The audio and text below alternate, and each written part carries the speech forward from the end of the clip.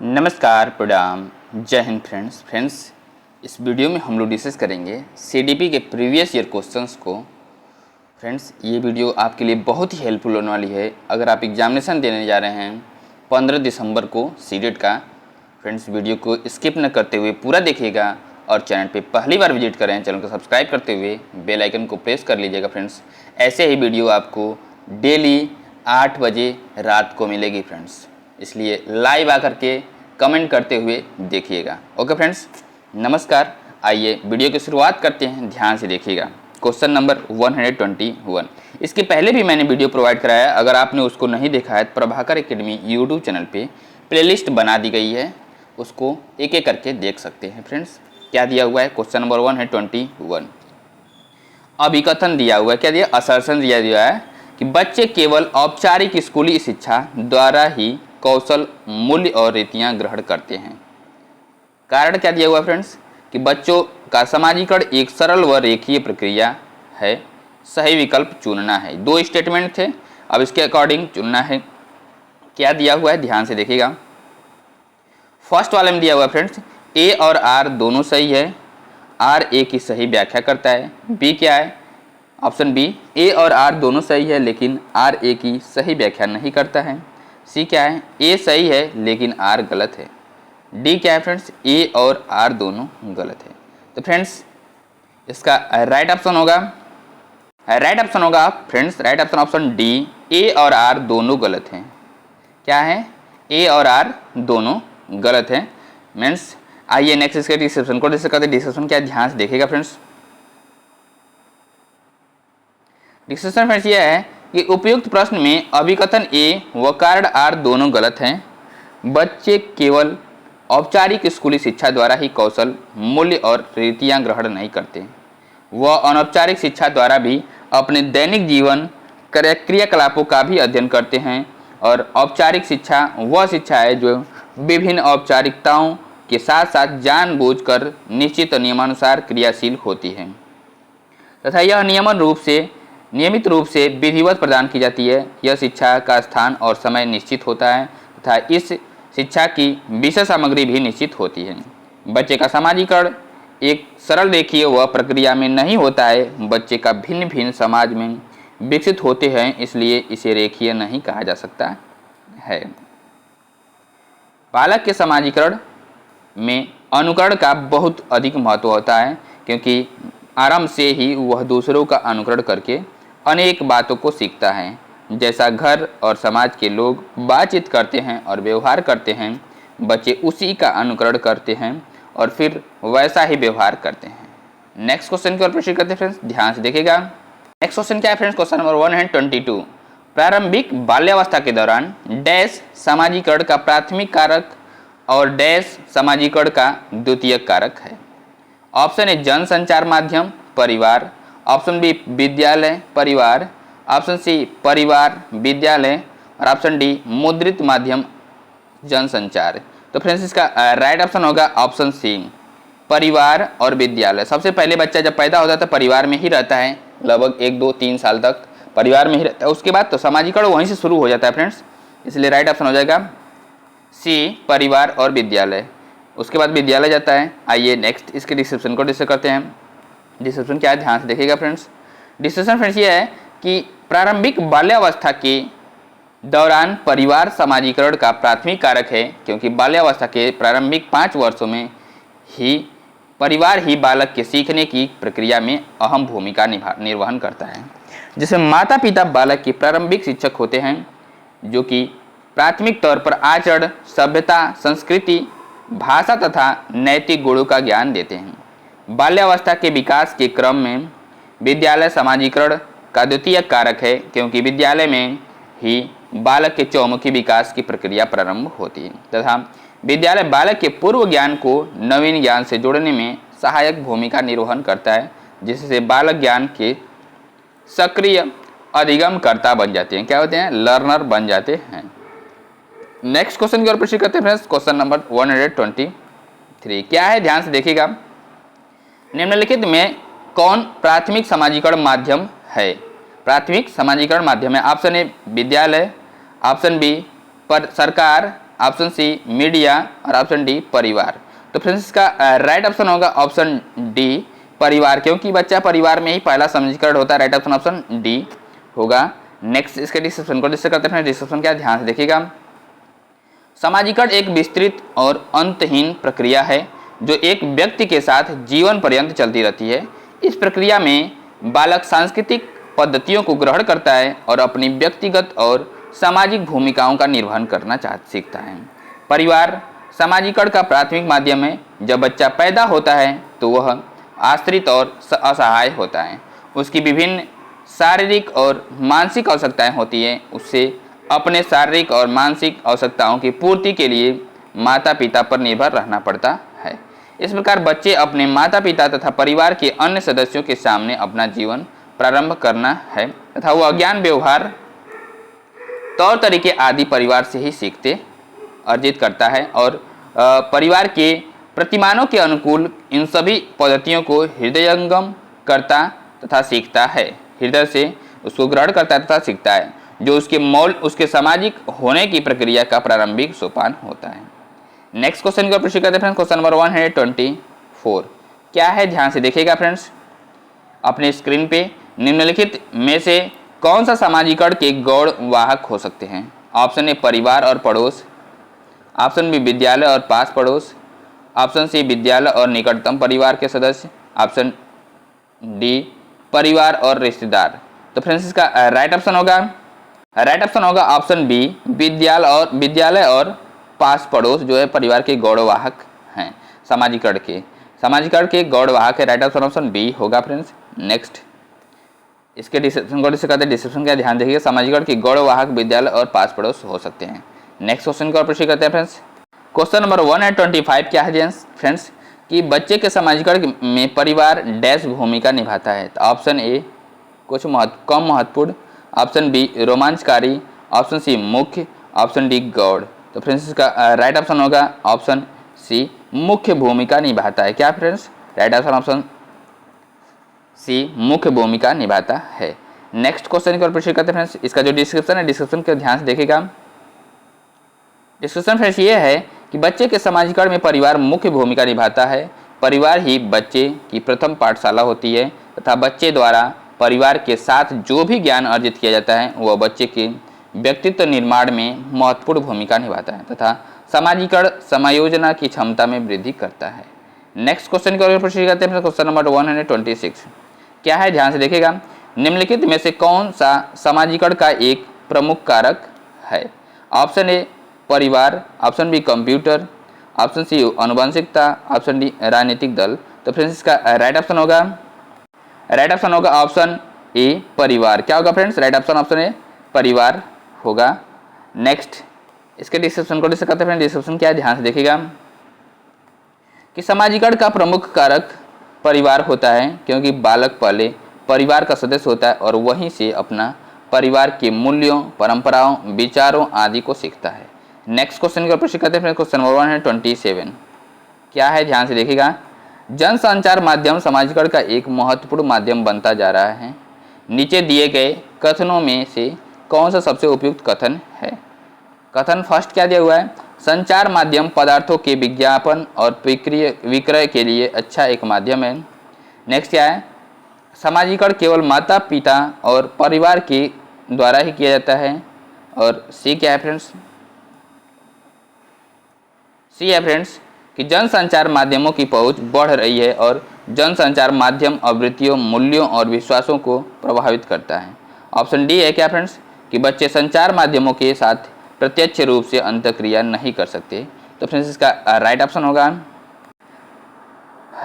होगा ऑप्शन सी जनसंचार माध्यमों की पहुंच बढ़ रही है और जनसंचार माध्यम आवृत्तियों, मूल्यों और विश्वासों की प्रभावित करते हैं। राइट ऑप्शन सी होगा। नेक्स्ट इसके डिस्क्रिप्शन को डिस्कस करते हैं। डिस्क्रिप्शन क्या, ध्यान से देखिएगा फ्रेंड्स कि वर्तमान परिदृश्य में जनसंचार माध्यमों की पहुंच हर व्यक्ति तक हो गई है।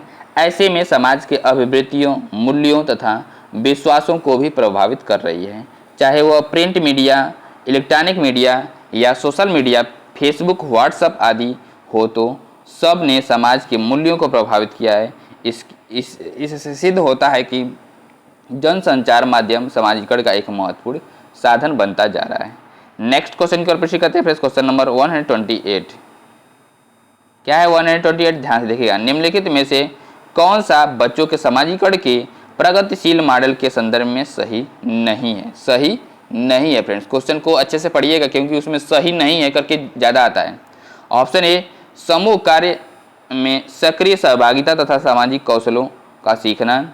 ऑप्शन बी, बच्चे विद्यालय में बताई गई बातों को स्वीकार करते हैं चाहे उनकी सामाजिक पृष्ठभूमि कुछ भी हो। सी क्या है, कक्षा में प्रजातंत्र के लिए स्थान होना चाहिए। ऑप्शन डी, सामाजिकरण सामाजिक नियमों का अधिग्रहण करता है।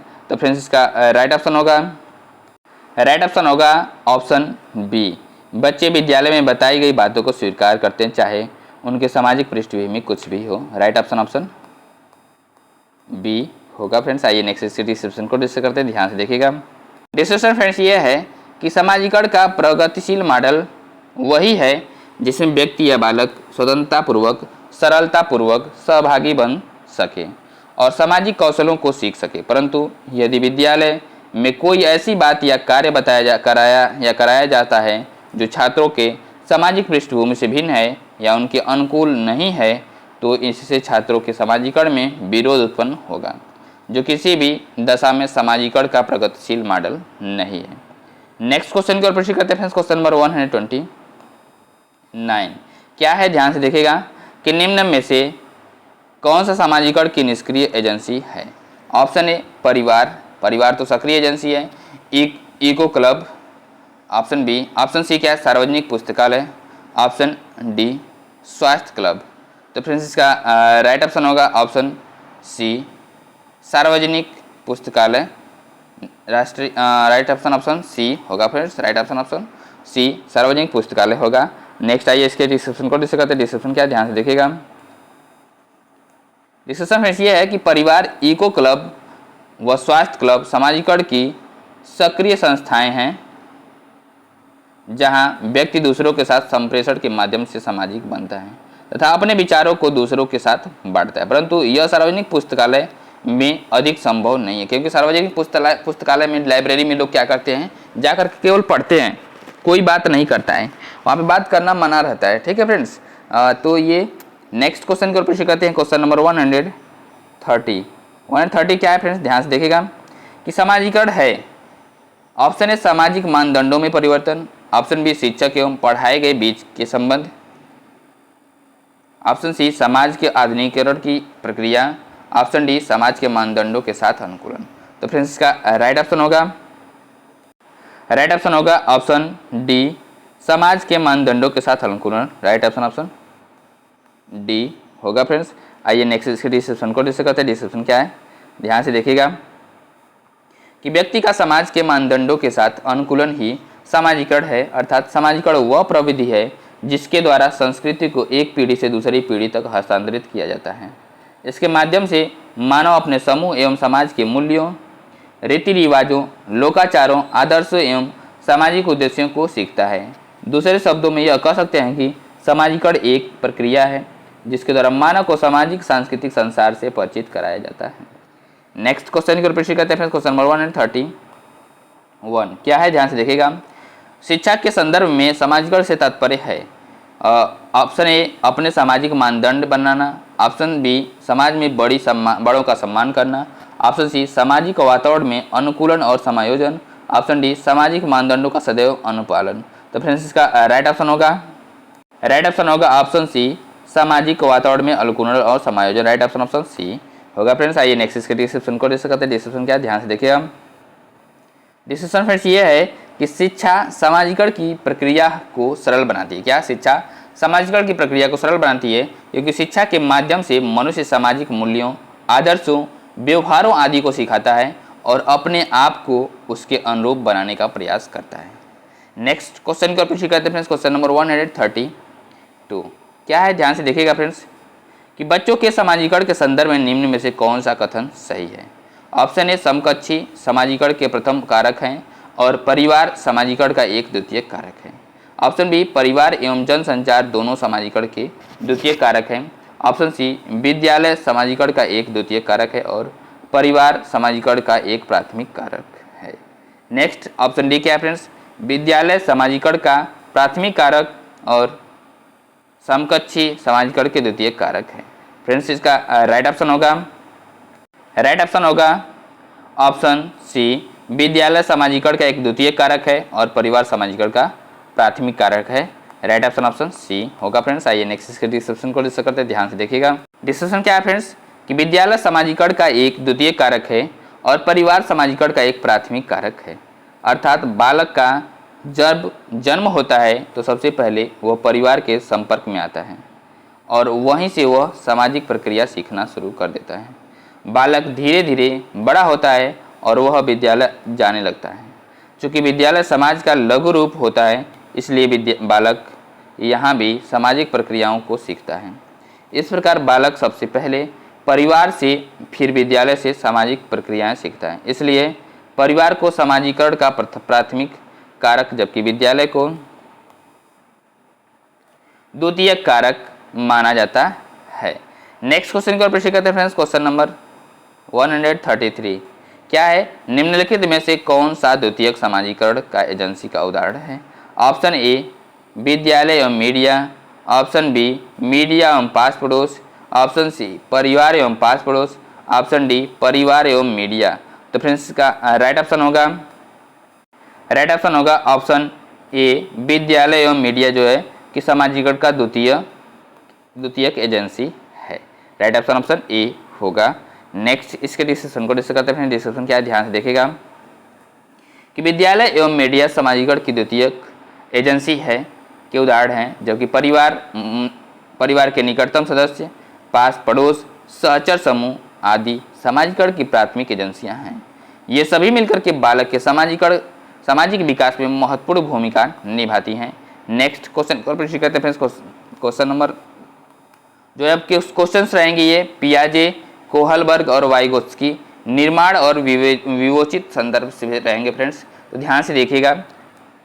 आइए 134 को देखते हैं। क्वेश्चन नंबर 134 क्या है, रस्सी कूदते समय पैर में रस्सी फंसने के कारण आउट होने के बाद औरू कहती है कि उसे रस्सी ने जानबूझकर के आउट किया। जीन पियाजे के संज्ञानात्मक विकास सिद्धांत की किस अवस्था में बच्चे इस तरह के तर्क देते हैं। तो ऑप्शन ए मूर्त संक्रियात्मक, ऑप्शन बी औपचारिक संक्रियात्मक अवस्था, ऑप्शन सी संवेदी चालक अवस्था, ऑप्शन डी पूर्व चालन अवस्था। तो फ्रेंड्स इसका राइट ऑप्शन होगा ऑप्शन डी पूर्व चालन अवस्था। किस अवस्था में है फ्रेंड्स, राइट ऑप्शन ए मतलब डी पूर्व चालन अवस्था। Okay friends. आइए नेक्स्ट इसके डिस्क्रिप्शन को डिस्कस करते हैं। डिस्क्रिप्शन क्या है, ध्यान से देखिएगा। डिस्कशन फ्रेंड्स ये है कि रस्सी कूदते समय पैर में रस्सी फंसने के कारण आउट होने के बाद औरू कहती है कि उसे रस्सी ने जानबूझकर के आउट किया है। जीन पियाजे के संज्ञानात्मक विकास सिद्धांत की पूर्व संक्रियात्मक अवस्था में बच्चे के इस तरह के तर्क देते हैं। इस चरण के दौरान बच्चे प्रतीकात्मक खेल में संलग्न होना शुरू करते हैं और प्रतीकों में हेरफेर करना सीखते हैं। हालांकि पियाजे ने कहा है कि वे अभी तक ठोस तर्क को नहीं समझा पाए हैं। नेक्स्ट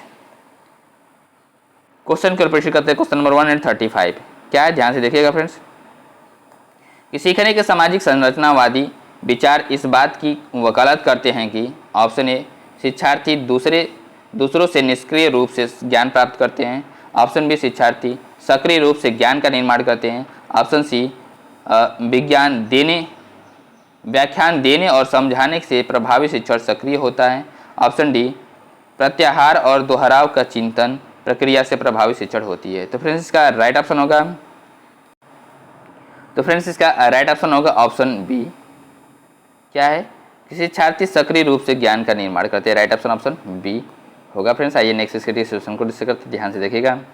डिस्कशन क्या है फ्रेंड्स, सीखने के सामाजिक संरचनावादी विचार इस बात की वकालत करते हैं कि शिक्षार्थी सक्रिय रूप से ज्ञान का निर्माण करते हैं। इस सिद्धांत के अनुसार शिक्षार्थी केवल निष्क्रिय रूप से जानकारी लेने के बजाय ज्ञान का निर्माण करते हैं। जैसे जैसे वह दुनिया का अनुभव करते हैं और उन अनुभवों पर विचार करते हैं, वे अपना स्वयं को प्रतिनिधित्व बनाते हैं और अपने पहले से मौजूद ज्ञान स्कीमा में नई जानकारी शामिल करते हैं।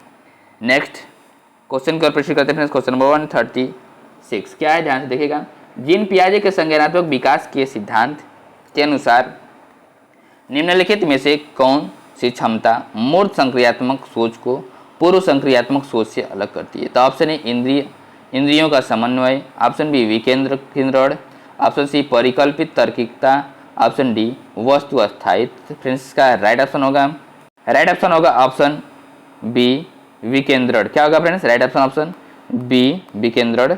ओके फ्रेंड्स, आइए नेक्स्ट इसके डिस्क्रिप्शन को डिस्कस करते हैं। डिस्क्रिप्शन क्या है, ध्यान से देखिएगा कि पियाजे के संज्ञानात्मक विकास के सिद्धांत के अनुसार विकेंद्रण क्षमता मूर्त संक्रियात्मक सोच को पूर्व संक्रियात्मक सोच चिंतन से अलग करती है। विकास के पूर्व संक्रियात्मक चरण में बच्चे किसी स्थिति या समस्या के सिर्फ एक पहलू पर ध्यान केंद्रित करते हैं, वहीं मूर्त संक्रियात्मक चरण में बच्चे विकेंद्रीकरण के रूप में जाने जाते हैं। वे एक ही समय में किसी स्थिति में कई पहलुओं पर ध्यान केंद्रित करने में सक्षम होते हैं, जो संरक्षण की समझ में महत्वपूर्ण भूमिका निभाता है। नेक्स्ट क्वेश्चन की ओर प्रश्न करते हैं फ्रेंड्स, क्वेश्चन नंबर 137 क्या है, ध्यान से देखिएगा। दिया है फ्रेंड्स कि निम्न में से कौन सा आलंबन के उदाहरण हैं? ऑप्शन ए बोल करके सोचो, ऑप्शन बी संकेत और इशारे, ऑप्शन सी प्रश्न, ऑप्शन डी आधा हल किया हुआ उदाहरण, ऑप्शन ई रट कर दोहराव। फ्रेंड्स ऑप्शन ए क्या है? ए और B, option B A B C, option C A B C D, option D A B C D E. तो फ्रेंड्स इसका राइट ऑप्शन होगा option C A B C D. क्या होगा right option C A B C D होगा। Friends आइए next इसके description को discuss करते हैं। डिस्क्रिप्शन क्या, ध्यान से देखिएगा। डिस्कशन फ्रेंड्स यह है कि स्कैफ होल्डिंग अर्थात आलंबन मचान एक अनुदेशात्मक अभ्यास है जहां एक शिक्षक धीरे धीरे मार्गदर्शन और समर्थन को त्याग देता है, क्योंकि छात्र स्वयं सीखने और अधिक सक्षम होने के लिए अग्रसर हो रहे होते हैं। यह समर्थन सामाजिक विभिन्न प्रक्रियाओं और सीखने की रणनीतियों के लिए हो सकता है। आलंबन मचान के उदाहरण हैं क्या? बोल करके सोचो, क्या बोल कर सोचो, संकेत और इशारे, प्रश्न क्या है, उसके बाद फिर क्या प्रश्न होगा, आधा हल किया हुआ उदाहरण, ऐसे करके होगा सारी चीज़ें A B C D. Next question का प्रश्न करते क्वेश्चन नंबर 138 क्या है फ्रेंड्स? तो ध्यान से देखिएगा कि गोलबर्ग के नैतिक सिद्धांत विकास सिद्धांत के अनुसार किस स्तर के बच्चे पर आत्म केंद्रित होते हैं और किस कार्य को करने में अपना ही लाभ देखते हैं? तो ऑप्शन ए अब पहले स्तर के पहले चरण में, ऑप्शन बी पहले स्तर के दूसरे चरण में, ऑप्शन सी दूसरे स्तर के तीसरे चरण में, ऑप्शन डी तीसरे स्तर के पांचवें चरण में। तो फ्रेंड्स इसका राइट ऑप्शन होगा ऑप्शन बी पहले स्तर के दूसरे चरण में। राइट ऑप्शन बी होगा। फ्रेंड्स आइए नेक्स्ट इसके डिस्कशन को डिस्कस करते हैं। डिस्कशन क्या है फ्रेंड्स? कोहल वर्ग के सिद्धांत को 3 प्राथमिक स्तरों में विभाजित किया जाता है। नैतिक विकास के इन स्तरों पर 2 चरण होते हैं और कोहल वर्ग के नैतिक विकास सिद्धांत के अनुसार पहले स्तर पर के दूसरे चरण में बच्चे आत्म केंद्रित होते हैं और किसी कार्य को करने में अपना ही लाभ देखते हैं। नैतिक विकास के व्यक्तिवाद और विनिमय चरण में बच्चे व्यक्तिगत दृष्टिकोणों को दिखाते हैं और व्यक्तिगत जरूरतों को पूरा करने के आधार पर कार्यों का निर्णय करते हैं। नेक्स्ट क्वेश्चन का प्रश्न करते हैं क्वेश्चन नंबर 139 क्या है, ध्यान से देखिएगा। अभिकथन ए लॉरेंज कोहलबर्ग के नैतिक विकास सिद्धांत में बच्चे कार्यों को उनके परिणाम के आधार पर अच्छा या बुरा समझने से इस समझ में पहुंचते हैं कि नियम और कानून नम्य हैं और बदले जा सकते हैं। कारण आर क्या है फ्रेंड्स? तो लॉरेंज कोहलबर्ग का तर्क है कि नैतिक विकास क्रमिक रूप से चरणों में होता है। सही विकल्प को चुनना है। तो ध्यान से देखिएगा फ्रेंड्स क्या है। ऑप्शन ए दिया हुआ है ए और आर दोनों सत्य हैं और आर ए की सही व्याख्या करता है। ऑप्शन बी ए और आर दोनों सत्य हैं लेकिन आर ए की सही व्याख्या नहीं करता है। ऑप्शन सी ए सत्य है लेकिन आर गलत है। ऑप्शन डी ए और आर दोनों गलत हैं। तो फ्रेंड्स इसका राइट ऑप्शन होगा ऑप्शन ए और आर दोनों सत्य हैं और आर ए की सही व्याख्या करते हैं। राइट ऑप्शन ए होगा। फ्रेंड्स आइए नेक्स्ट इसके डिस्कशन को डिस्कस करते हैं। डिस्कशन क्या है, ध्यान से देखिएगा फ्रेंड्स कि लॉरेंज कोहलबर्ग के नैतिक सिद्धांत में बच्चे कार्यों को उनके परिणाम के आधार पर अच्छा या बुरा समझने से इस समझ पर पहुंचते हैं कि नियम और कानून नम्य हैं और बदले जा सकते हैं। इसी प्रकार लॉरेंज कोहलबर्ग का तर्क है कि नैतिक विकास क्रमिक रूप से चरणों में होता है। कोहलबर्ग का सिद्धांत बताता है कि नैतिक विकास 3 चरणों में होता है और प्रत्येक चरण के 2 अन्य चरण होते हैं। इनका सिद्धांत यह भी बताता है कि नैतिक तर्क मुख्य रूप से निर्णय की खोज और उसे बनाए रखने पर केंद्रित है। नेक्स्ट, अतः ए और आर दोनों सत्य हैं और आर ए की सही व्याख्या करता है। नेक्स्ट क्वेश्चन की ओर प्रश्न करते हैं फ्रेंड्स। क्वेश्चन नंबर 140 क्या है, ध्यान से देखिएगा। लेव वाइगोत्स्की प्रस्तावित करते हैं कि डैश बच्चों में स्व नियमन के लिए महत्वपूर्ण है। तो ऑप्शन ए असंतुलन, ऑप्शन बी निजी वाक, ऑप्शन सी अनुकूलन, ऑप्शन डी संगठन। तो फ्रेंड्स इसका राइट ऑप्शन होगा ऑप्शन बी निजी वाक। निजी वाक राइट ऑप्शन बी होगा। फ्रेंड्स आइए नेक्स्ट इसके डिस्क्रिप्शन को डिस्कस करते हैं। डिस्क्रिप्शन क्या है, ध्यान से देखिएगा। डिस्क्रिप्शन फ्रेंड्स ये है कि लेव वाइगोत्स्की प्रस्तावित करते हैं कि निजी वाक बच्चों में स्वनियमन के लिए महत्वपूर्ण है। निजी वाक को मौखिक सोच, आंतरिक भाषण, गुप्त आत्मचर्चा, आंतरिक एकालाप और आंतरिक संवाद के रूप में भी जाना जाता है। आंतरिक भाषण या निजी वाक को बचपन और वयस्कता दोनों में अनुभूति और व्यवहार के स्वनियमन में एक महत्वपूर्ण भूमिका निभाने का प्रस्ताव दिया गया है, जिसके स्वयं के निहितार्थ होते हैं। ओके फ्रेंड्स, नेक्स्ट क्वेश्चन की ओर प्रश्न करते हैं फ्रेंड्स। क्वेश्चन 141 कैरल गिलिगन ने कोहलबर्ग के नैतिक विकास के सिद्धांत की आलोचना की है। ऑप्शन ए क्या है, केस अध्ययन को अनुसंधान पद्धति के रूप में उपयोग करने के लिए। ऑप्शन बी सामाजिक संज्ञानात्मक दृष्टिकोण से। ऑप्शन सी नारीवादी दृष्टिकोण से। ऑप्शन डी आनुवंशिक कारकों को पर्याप्त महत्व न देने पे। तो फ्रेंड्स इसका राइट ऑप्शन होगा ऑप्शन सी नारीवाद दृष्टिकोण से। राइट ऑप्शन सी होगा। फ्रेंड्स आइए नेक्स्ट इसके डिस्क्रिप्शन को डिस्कस करते हैं। डिस्क्रिप्शन क्या है, ध्यान से देखिएगा फ्रेंड्स कि कैरल गिलिगन ने कोहलबर्ग के नैतिक विकास के सिद्धांत की आलोचना की है। उनका मानना था कि कोहलबर्ग का सिद्धांत महिलाओं के खिलाफ स्वाभाविक रूप से पक्षपाती था। नैतिक विकास पर गिलिगन का शोध इस बात पर केंद्रित है कि सामाजिक अंतःक्रियाओं और संबंधों से महिलाओं की नैतिकता कैसे प्रभावित होती है। नेक्स्ट क्वेश्चन को प्रश्न करते हैं। क्वेश्चन नंबर 142 तो क्या है, ध्यान से देखिएगा कि पियाजे के अनुसार पूर्व संक्रियात्मक चिंतन की मुख्य विशेषताओं में से एक डैश है कि जो किसी स्थिति के एक पहलू पर ध्यान केंद्रित करने और दूसरों की अपेक्षा करने की प्रवृत्ति को संदर्भित करती है। तो ऑप्शन ए पारगमन, ऑप्शन बी कारण परिणाम का विशेष विश्लेषण, कारण कार्य संबंध, ऑप्शन सी केंद्रीयन, ऑप्शन डी विकेंद्रीयन। तो फ्रेंड्स इसका राइट ऑप्शन होगा ऑप्शन सी केंद्रीयन। क्या होगा फ्रेंड्स, राइट ऑप्शन सी केंद्रीयन होगा। फ्रेंड्स नेक्स्ट इसके डिस्कशन को डिस्कस करते हैं। डिस्कशन क्या है, ध्यान से देखिएगा। जीन पियाजे के अनुसार पूर्व संक्रियात्मक चिंतन की मुख्य विशेषताओं में से एक केंद्रीयन है जो किसी स्थिति के एक पहलू पर ध्यान केंद्रित करने और दूसरों की अपेक्षा करने की प्रवृत्ति को संदर्भित करता है। नेक्स्ट क्वेश्चन की ओर प्रश्न करते हैं friends. Question number 143 Lawrence Kohlberg के नैतिक तर्क के किस स्तर पर बच्चे आमतौर पर मानते हैं कि लोगों को समाज की अपेक्षाओं पर खरा उतरना चाहिए और अच्छे तरीकों से व्यवहार करना चाहिए।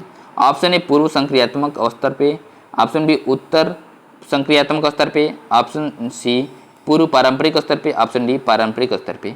तो फ्रेंड्स इसका राइट ऑप्शन होगा ऑप्शन डी पारंपरिक स्तर पे। क्या होगा फ्रेंड्स, राइट ऑप्शन डी पारंपरिक स्तर पे। ओके फ्रेंड्स आइए नेक्स्ट इसके डिस्कशन को डिस्कस करते हैं। डिस्कशन क्या, ध्यान से देखिएगा। डिस्कशन फ्रेंड्स ये है कि लॉरेंज कोहलबर्ग ने अपने नैतिक विकास के सिद्धांत में नैतिक विकास का एक व्यवस्थित अध्ययन किया है जिसे 3 स्तरों और 6 चरणों में वर्गीकृत किया गया है। अच्छा लड़का, अच्छी लड़की, लड़की विन्यास कोहलबर्ग के पारंपरिक चरण सामाजिक अपेक्षाओं और भूमिकाओं पर खरा उतरने पर केंद्रित है। नेक्स्ट क्वेश्चन का प्रश्न करते हैं। क्वेश्चन नंबर 144 क्या दिया हुआ है, निम्नलिखित कथनों को पढ़िए तथा सही विकल्प का चयन कीजिए। अभिकथन क्या दिया हुआ है, शिक्षकों और साथियों जैसे अधिक जानकार अन्य लोगों के साथ बातचीत शिक्षार्थियों को उनकी समझ और कौशल विकसित करने में मदद करने के लिए आवश्यक समर्थन और मार्गदर्शन प्रदान कर सकती है। कारण आर क्या है फ्रेंड्स, तो सामाजिक संपर्क सीखने और विकास का एक प्रमुख घटक है। फ्रेंड्स ऑप्शन क्या है, ध्यान से देखिएगा। ऑप्शन ए है फ्रेंड्स कि ए सही है परंतु आर गलत है। ऑप्शन बी क्या है फ्रेंड्स, ए और आर दोनों गलत हैं। ऑप्शन सी ए और आर दोनों सही है और आर ए की सही व्याख्या करता है। ऑप्शन डी ए और आर दोनों सही है और आर ए की सही व्याख्या नहीं है। तो फ्रेंड्स इसका राइट ऑप्शन होगा ऑप्शन सी। क्या होगा फ्रेंड्स, राइट ऑप्शन सी होगा, ए और आर दोनों सही है व्याख्या करता है। फ्रेंड्स आइए नेक्स्ट इसके डिस्क्रिप्शन को डिस्कस करते हैं। डिस्क्रिप्शन क्या है, ध्यान से देखिएगा। कि शिक्षकों और साथियों जैसे अधिक जानकार अन्य लोगों के साथ बातचीत शिक्षार्थियों को उनकी समझ और कौशल विकसित करने में मदद करने के लिए आवश्यक समर्थन और मार्गदर्शन प्रदान कर सकती है, क्योंकि सामाजिक संपर्क और विकास का एक प्रमुख घटक है। सामाजिक संपर्क सीखने और विकास का एक प्रमुख घटक है। अतः विकल्प सी ए और आर दोनों सही हैं और आर ए की सही व्याख्या करता है उपयुक्त उत्तर है। फ्रेंड्स वीडियो को हम यहीं पे एंड करते हैं। वीडियो को देखने के लिए बहुत बहुत धन्यवाद और चैनल पे पहली बार विजिट करने हैं चैनल सब्सक्राइब करते हुए बेल आइकन को प्रेस कर लीजिएगा। डेली आपको फ्रेंड्स वीडियो मिलेगी 8 बजे शाम को, लाइव आकर के देखा करिए। नमस्कार, गुड नाइट फ्रेंड्स।